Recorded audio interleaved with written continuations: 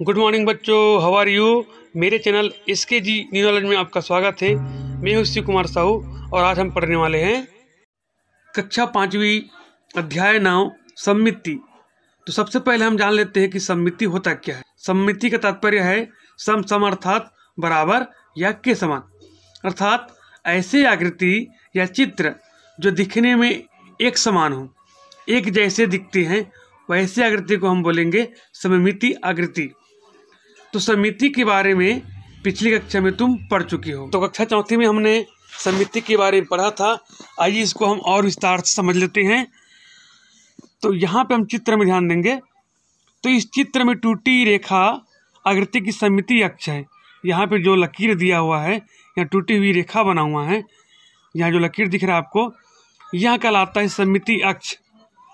क्योंकि इस रेखा पर मोड़ने पर चित्र के दोनों हिस्से एक दूसरे को पूरी तरह ढक लेंगे। अर्थात यहाँ से रेखा जो दिख रहा है, इसके दोनों ओर अगर इसको हम इस पे मोड़ें तो एक दूसरे को पूरा ढक लेंगे। तो यह कहलाएगा सममिति आकृति जो दिख रहा है। और यहाँ जो रेखा है, जो टूटी हुई रेखा है, इसको हम बोलेंगे सममिति अक्ष। हम ये भी कह सकते हैं यह वहाँ रेखा है जो इन आकृति को, जो इस आकृति को दो समान भागों में बांटती है। इसी रेखा पर यदि एक समतल दर्पण रख दे तो दर्पण में दिख रही आकृति की हिस्सा आकृति के छिपे हुए बाकी हिस्से के समान होगा। जी हाँ, अगर हम आधा जो चित्र यहाँ से बना हुआ है, इसको अगर हम दर्पण, यहाँ पे दर्पण रख देंगे, छोटा समतल दर्पण, तो हम क्या देखेंगे, यहाँ जो आकृति है यहाँ दर्पण में बना हुआ नजर आएगा। अर्थात यहाँ जो है दर्पण में पूरा हो जाएगा। तो दर्पण में दिख रही आकृति का हिस्सा आकृति के छिपे हुए बाकी हिस्से के समान होगा। अतः इस सममिति अक्ष के सापेक्ष आकृति सममिति आकृति है। यहाँ पे हम ध्यान देंगे बच्चों कि सममिति अक्ष और सममिति आकृति दोनों ही अलग हैं। अब इसको हम एक बार और परिभाषित कर लेंगे। सममिति अक्ष क्या है?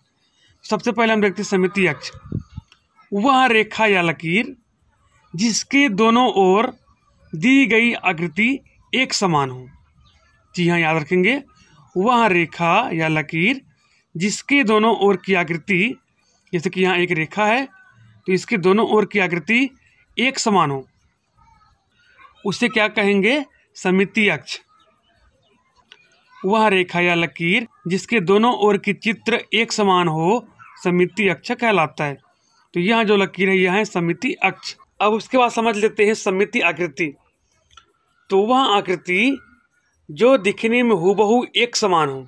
किसी रेखा के सापेक्ष दो आकृति दिखने में हूबहू हो या एक समान हो।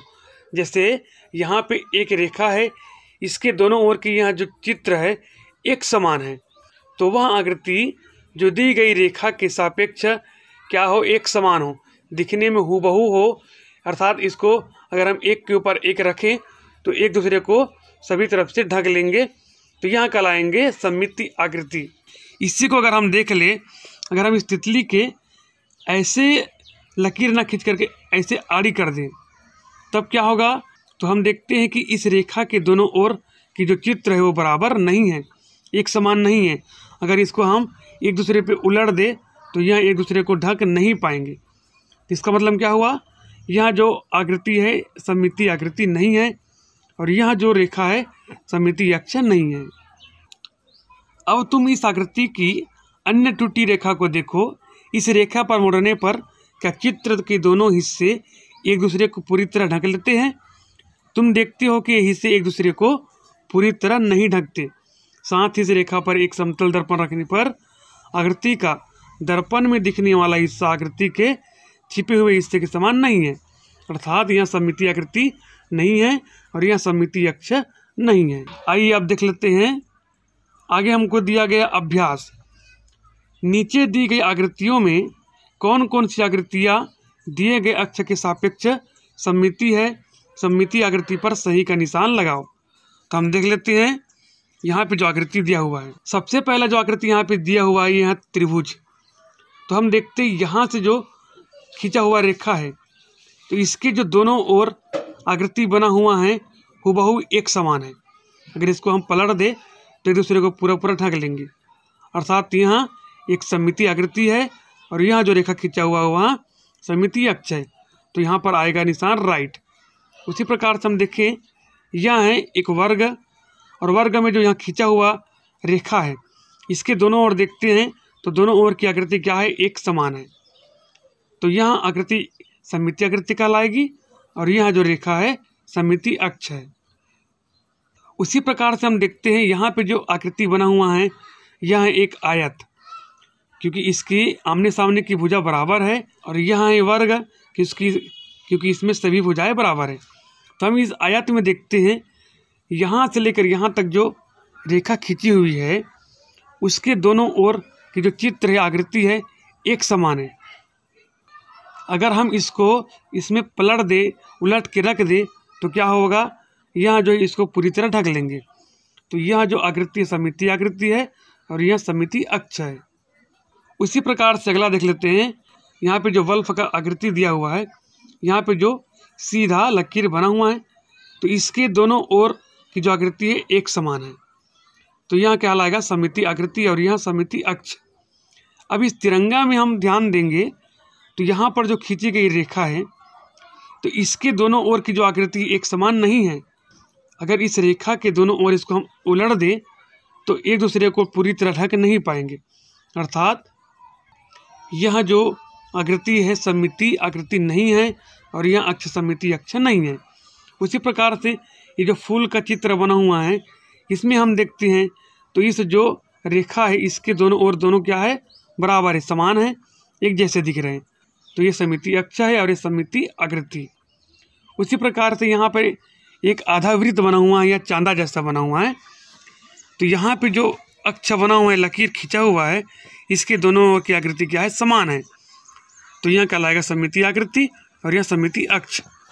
उसी प्रकार से अगला देख लेते हैं, यहाँ पे जो बना हुआ त्रिभुज है इसमें जो खींचा हुआ अक्ष है इसके दोनों ओर की आकृति हम देख पा रहे बराबर नहीं है, एक समान नहीं है, अर्थात यहाँ क्या कहलाएगा, सममितीय अक्ष नहीं है, ना ही सममितीय आकृति है, तो यहाँ पे राइट के निशान नहीं रहेगा।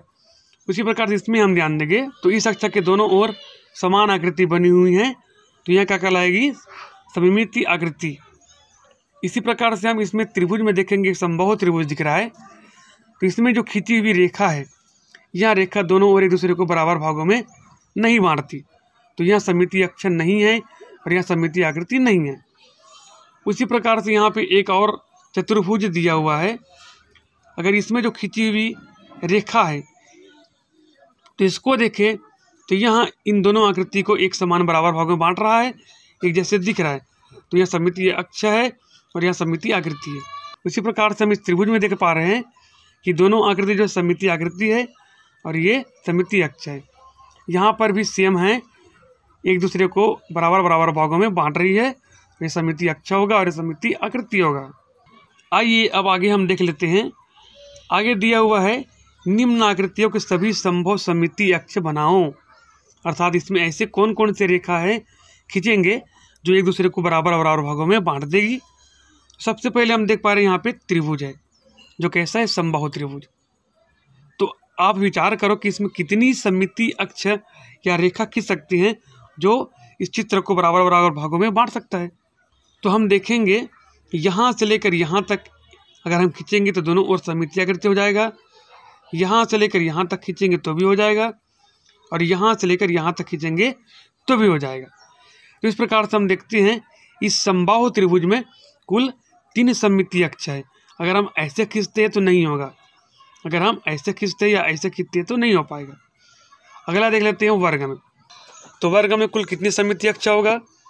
अगर हम इस कोण से लेकर इस कोण में खींचे तो दोनों ओर बराबर भागों में बढ़ जाएगी, अर्थात एक सममितीय अक्ष हो गया, और यहाँ से यहाँ खींचे तो भी बराबर भागों में बढ़ जाएगी, समान आकृति बन जाएगी, तो यहाँ भी क्या कहलाएगी, सममितीय अक्ष। इसके अलावा अगर हम यहाँ से सीधा खींचे तो भी हम देखते हैं कि इसके दोनों ओर समान भागों में बंट रहा है। अगर हम ऐसे खींचे तो भी देख पा रहे हैं कि ऊपर और नीचे जो आकृति बना हुआ है वो समान आकृति है, अर्थात इस वर्ग में हम कुल 4 सममितीय अक्ष बना सकते हैं।